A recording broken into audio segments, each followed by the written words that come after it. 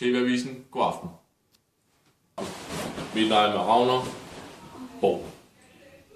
Politisk ordfører for Enhedslisten, Johannes Schmidt-Nielsen, mistænkes for at få lavet silikonbryster for skatteydernes penge.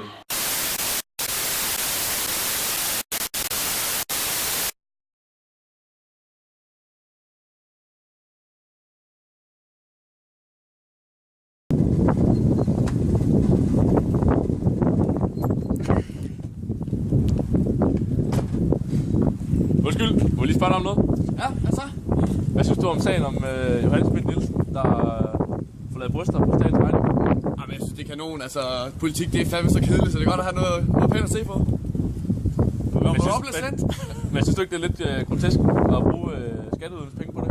Nej, jeg giver sgu gerne. Altså, jeg tror, nogle går for at trække til nogle kasser. Kæft, hun er kedeligt at se på.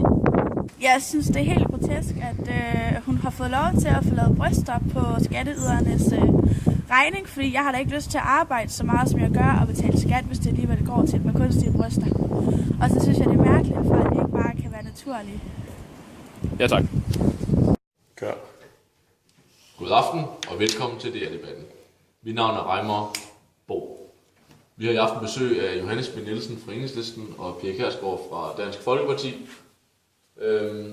Johannes Schmidt-Nielsen, har du fået lavet bryster på statens regning? Hvad er det for noget at spørge om?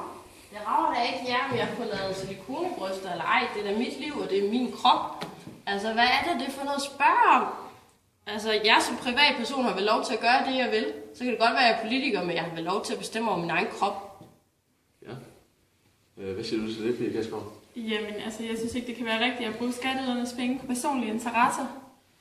Det er jeg meget stærkt imod, og det her, det vedkommer både samfundet og Folketinget.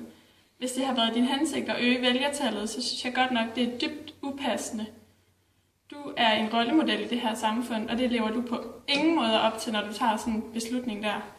Tror du seriøst, jeg vil få lavet silikonebryster bare for at tiltrække vælgere? Vi har vælgere nok. Vi behøver ikke silikonebryster for at få dem. Og hvis folk de kun bliver tiltrukket af det, så er det jo ligemøg.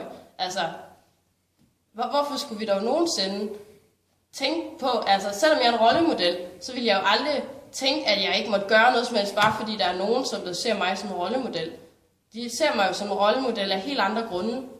For eksempel min ideologi, ikke? Ja, det er Kjærsgaard. Hvad siger du til det?